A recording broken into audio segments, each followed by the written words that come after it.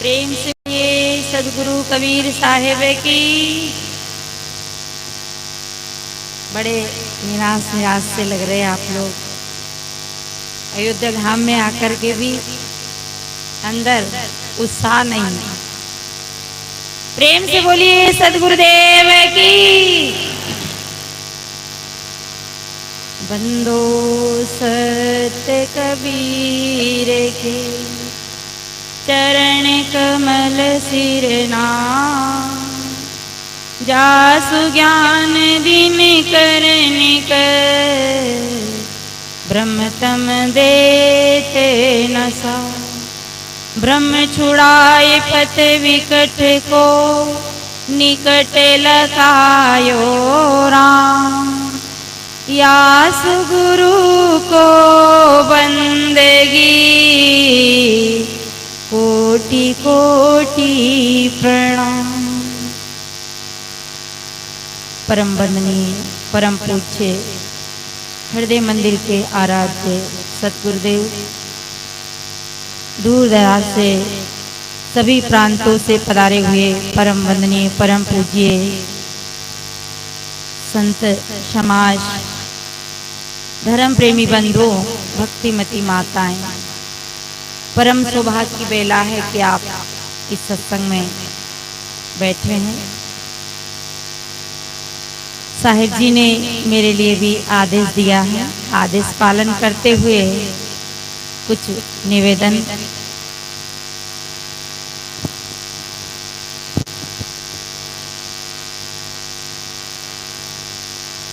संत सम्राट सदगुरु कबीर साहब का मौलिक ग्रंथ बीजक सज्जनों और धरती पे कई महापुरुष हुए हैं और उन्होंने अपने अपने विचार अपने अपने ढंग से दिए हैं। संत सम्राट सदगुरु कबीर एक ऐसे महापुरुष हुए हैं जिन्होंने इस धरती पे आकर आदमी को मानवता का बोध दिया है और अपने सत्य अपना स्वरूप का बोध दिया है।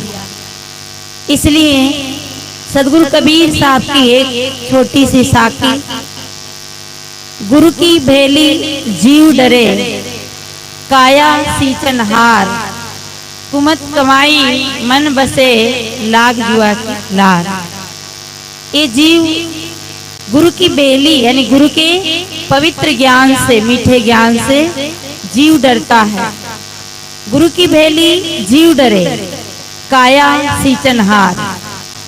आज सत्य ज्ञान से व्यक्ति दूर रहता है और असत्य की भीड़ में ज्यादा पड़ा है, अपने आप से वंचित रहता है, सत्य से वंचित रहता है, डरता है। तो गुरु के सच्चे ज्ञान से हर जीव डरता है क्योंकि उसे सत्य का पता नहीं है। तो गुरु की भेली जीव डरे, काया सींचन हार। हम सब इस काया को सींचने में लगे हैं, काया का पोषण में लगे हैं। जितना ध्यान हमारा काया में है, काम में है, उतना ध्यान राम में नहीं। और जितना ध्यान काम में है, उतना से 1% भी अगर हमारा ध्यान राम में होता तो हमारे जीवन की नैया पार होती। इसलिए ये कुमति हृदय में बसी है। कुमति के कारण आज आदमी क्या तो खा रहा है और कैसा जी रहा है। नहीं खाने की चीजें खाता है, नहीं पीने की चीजें पीता है, नहीं बोलने का बोलता है, नहीं करने का करता है। क्या तम्बाकू खाने की चीज है जिसको आदमी बड़े प्रेम से खाता है। एक दूसरे मिलते हैं, क्या कहते हैं, राम राम साहब, जय जय राम साहब, और जेब से एक कचरा डब्बा निकालते हैं और कचरा डब्बा एक दूसरे के हाथ में देते हैं और क्या खाते हैं, तम्बाकू खाते हैं। अभी आश्रम के सामने इतनी गंदगी पड़ी है, लोग गुटखा खा खा करके थूक रहे। कहाँ आए हैं? अयोध्या धाम। परंतु हमारा तो कचरा डब्बा है, हम अयोध्या धाम को अयोध्या धाम नहीं बना सकते। इसलिए हमें गलत चीजों का सेवन करके अपनी बुद्धि का हम दुरुपयोग कर रहे हैं। क्या गुटखा खाने की चीज है? पान तमाकू खाने की चीज है जिसको आदमी खाता है। अरे उसको गधा भी नहीं खाता है, उसको आदमी खाता है। गधा भी इस चीज को नहीं खाता है, पर आदमी खाता है, बड़े चांद से खाता है। ये हमारा मुंह कचरा डिब्बा बना लिया। क्या उठते ही पहले क्या चाहिए? चाय चाहिए। चाय के बिना लोग कहते हैं कि साहब फ्रेश नहीं हो पाते। अरे बीड़ी पीने बिना फ्रेश नहीं हो पाते। आज देखते हैं कि आपकी गाय चाय नहीं पीती है, आपकी भैंस है जो तंबाकू नहीं खाती, बीड़ी नहीं पीती है, तो वो फ्रेश हो जाती है। और आदमी बिना ये चीजें खाए फ्रेश नहीं हो पाता है। कितनी बड़ी भूल है, क्योंकि ये दुर्मति के कारण अंदर, जब तक हमारे अंदर सुमति नहीं आएगी तब तक हम अच्छी चीजें नहीं खा सकते। इसलिए जीव डरता है किससे? अच्छी बातों से, अच्छे खान पान से, अच्छे विचारों से। तो गुरु की बेली जीव डरे काया सींचन हार। ये काया को सींचने में लगे हैं। अब हमारी बहनें को देख लें, आज हमारी बहनें फैशन में लगी है, काया को जितनी सजाती है, काया का प्रदर्शन करती है। आज जगह जगह देवी के नवरात्रा में देखें तो जितनी बहनें नाचती है, बहनें डांस करती है, शायद कितने भाई लोग डांस नहीं करती है। ये अपने शरीर को सजाती है और शरीर का प्रदर्शन करती है। ये शरीर साधना का धाम है। इससे हम अपनी साधना करके मुक्ति पाने के लिए आए हैं, पर इसको सजाने के लिए नहीं आए हैं, संवारने के लिए नहीं आए हैं। और इसी शरीर के प्रदर्शन से आज दूषित व्यवहार होता है, दूषित कर्म होता है। इसलिए हम सब दुर्मति का त्याग करें। इसे संत सम्राट सद्गुरु कबीर साहब कहते हैं, सकलो दुर्मति दूर करो, अच्छा जन्म बनाओ, काग गवन गति छाड़ के हंस गवन चले आओ। क्या छोड़ना है? सकलो दुर्मति दूर करो और इस जन्म को अच्छा बनाओ। पर हम मकान अच्छा बनाते हैं, दुकान अच्छी बनाते हैं, गाड़ी अच्छी बनाते हैं, और आजकल तो दाढ़ी भी अच्छी बनाते हैं। आजकल भाई लोग बाल कैसे बनाते हैं?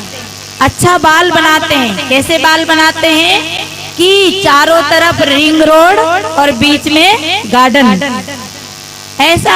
और उसको क्या कटिंग बोलते हैं? किसके लिए? अच्छा बनाने के लिए। होलियां बिगाड़ लेते हैं, अपनी दुर्दशा कर लेते हैं। आज के नौजवान भाइयों को बाल देखिए, किसके लिए? दूसरे को रिझाने के लिए।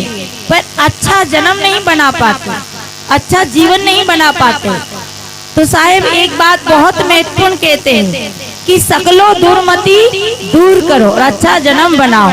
आज अच्छे कपड़े में बच्चे क्या पहनते हैं? जीन्स का पैंट, फटा पैंट, और क्या कहते हैं? ये अच्छे कपड़े हैं। अच्छे कपड़े नहीं है, ये खराब कपड़े हैं। पर उसे हम अच्छा मानते हैं। जो कपड़े हमारे शरीर को सुरक्षा दे, गर्मी धूप से बचाए, वैसे कपड़े हमें सबको पहनना चाहिए, दूसरे का दिखाने के लिए नहीं। इसलिए हमें घर अच्छा बनाना चाहिए, मकान अच्छा बनाना चाहिए। उससे ज्यादा हमें अपने स्वभाव को अच्छा बनाना चाहिए। तो सकलो दुर्मति दूर करो, अच्छा जन्म बनाओ, काग गवन गति छाड़ के हंस गवन चले आओ। ये जो काग की बुद्धि है, गलत खान पान है, गलत विचार है। हमारे अंदर जब गलत विचार आते हैं तब अंतःकरण दूषित होता है, और जब अंतःकरण से गलत विचार आते हैं तो इंद्रियों से गलत कर्म होते हैं, और गलत कर्म का फिर गलत परिणाम आता है। इसलिए ये सत्संग हमें ये शिक्षा देती है कि हम संपूर्ण दुर्मति को दूर करके अपने जन्म को अच्छा बनाना चाहिए। अच्छा, सुमति और कुमति ये सबके हृदय में रहती है। ऐसी बात नहीं कि हमारे ही हृदय में ये कुमति रहती है। ये तो रावण ने अपने भाई विभीषण को समझाते हुए कहा था कि सुमति कुमति सबके उराही, नाथ पुराण निगम असी गाई। पर जहाँ सुमति तहाँ संपत्ति नाना, और जहाँ कुमति तहाँ विपद निधाना। जहाँ कुमति आती है वहाँ विपत्ति आ जाती है, क्योंकि कुमति के कारण आदमी गलत बोलेगा, गलत खाएगा, गलत करेगा। जब गलत बोलेगा तो महाभारत होएगी, झगड़ा होएगा, लड़ाई होगी। गलत खाएगा तो जेब का पैसा खराब होगा, बुद्धि नष्ट हो जाएगी, शक्ति छिन्न हो जाएगी, बात बिगड़ जाएगी, समाज में जीने लायक नहीं रहेंगे। तो जब गलत खाएंगे तो हमारा जीवन नष्ट हो जाएगा। तो गलत बोलेगा, गलत खाएगा और गलत करेगा तो जो आपके पीछे जो पुलिस वाले भाई बैठे हैं वो आपको पकड़ के ले जाएगा। इसलिए ना गलत खाना है, एक संकल्प करके जाना है, एक प्रतिज्ञा करके जाना है। नहीं तो गलत खाना है, नहीं गलत बोलना है और नहीं गलत कार्य करना है। तो ये जीवन हमारा बहुत पवित्र है। तो सकलो दुर्मति दूर करो, अच्छा जन्म बनाओ। ऐसी पवित्र भूमि पर आए हो, किस लिए आए हैं? अच्छा जन्म बनाने के लिए आए हैं, अच्छा जीने के लिए आए हैं, अच्छा जीना सीखने के लिए आए हैं और यहाँ सब कुछ छोड़ने के लिए आए हैं। पर उल्टा हो गया। या महात्मा कहेंगे कि शराब छोड़ के जाना, गुटखा छोड़ के जाना, झूठ छोड़ के जाना, चोरी बेईमानी दगाबाजी छोड़ के जाना। पर कोई कोई तो ऐसे हैं कि कहेंगे कि महाराज ना तो हम झूठ छोड़े, ना हम गुटखा पान छोड़े, ना हम चोरी बेईमानी छोड़े, आज से आपकी सत्संगी छोड़ जाएंगे। तो ऐसा मत करना। इसलिए साहेब कहते गुरु की बेली जीव डरे, काया सींचन हार। ये काया को सींचने में लगे हैं।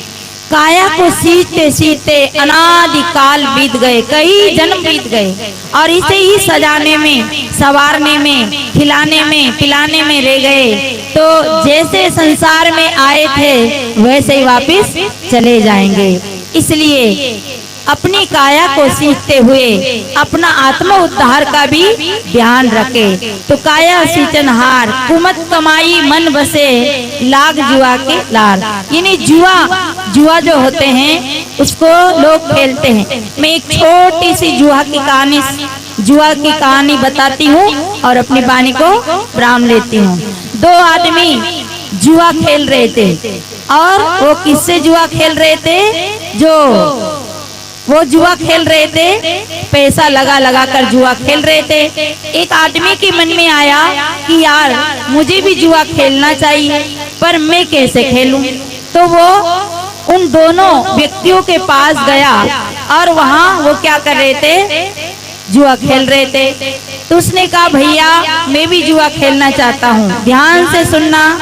तो इतने में क्या हुआ, उन लोगों ने कहा कि देख भाई तुम्हें अगर जुआ खेलना है तो आगे हमारे जो बड़े बड़े लोग जुआ खेल रहे हैं उनके पास चला जा, क्योंकि वो जो जुआ खेल रहे थे वो 1-1 के नोट से जुआ खेल रहे थे। तो उसने कहा कि तुम्हें जो अगर जुआ सीखना है तो हमारे बड़े बड़े गुरु लोग आगे बैठे हैं उनके पास चला जा। वहां पहुंचा तो ये 1000 से जुआ खेल रहे थे और वो 500 के नोट से जुआ खेल रहे थे। फिर आगे पहुंचे, उनसे कहा भैया हम भी जुआ खेलना चाहते हैं। उन्होंने कहा देखो तुम जुआ खेलना चाहते हो तो हमारे बड़े बड़े गुरु लोग पीछे भी और आगे बैठे हैं उनके पास चला जा। तो वो 100 के नोट से जुआ खेल रहे थे। ध्यान देना, पहले वाला 1000 से खेल रहा था, दूसरे वाला 500 से और तीसरे वाला 100 से खेल रहे थे। फिर और आगे गया उनने कहा अगर तुम जुआ खेलना ही चाहते हो तो हमारे सदगुरु और आगे बैठे हैं, उनके पास चला जा। तो वो 50-50 रुपया से खेल रहे थे, उन्होंने और आगे भेजा तो वो है जो 10 से 1 से और आगे का और आगे चला जा। अगर तुम्हें सच में ही जुआ खेलना है तो हमारे परम पुरुष तो आखिरी में बैठे हैं, और वो परम पुरुष जो कबेलू के टुकड़े होते हैं ना, कोलू के टुकड़े जो छत पे डालते कबेलू कहते हैं ना, उनके टुकड़े से खेल रहे थे। उनने हाथ जोड़ कर कहा कि हम आपके यहाँ जुआ सीखने आए हैं सदगुरु, आप आपकी शिक्षा हमें देकर मुझे जुआ खिलाने सिखाइए। उन्होंने कहा अरे भाई तुझे जुआ खेलना है तो देख, वही 1000 वाले हम थे, 1000 से हार के 500 में आ गए, 500 से 100 में आ गए, 100 से 10 में आ गए, और 10 से 1 रुपया में आ गए, 1 से 8 आना 4 आना, और अब हम कोलू के टुकड़े से खेल रहे हैं। इतने में भी तू जुआ खेलना चाहता है तो तेरी मूर्खता को हम धिक्कारते हैं। तो सज्जनों, ये संसार का जुआ है। अगर आप अपने आत्म कल्याण का जुआ खेलना है, मने अपनी विजय करना है, तो इधर के जुआ में आइए, और अगर संसार से हारना हो तो उधर के जुआ खेलना है। इसलिए हम सब जुआ के लार लगे। जुआ खेलने वाला कभी विजय नहीं होता है, हारता है। ऐसे हम भी संसार में हारे हुए हैं। जीतने के लिए हमें सदगुरु के शरण में आना होगा।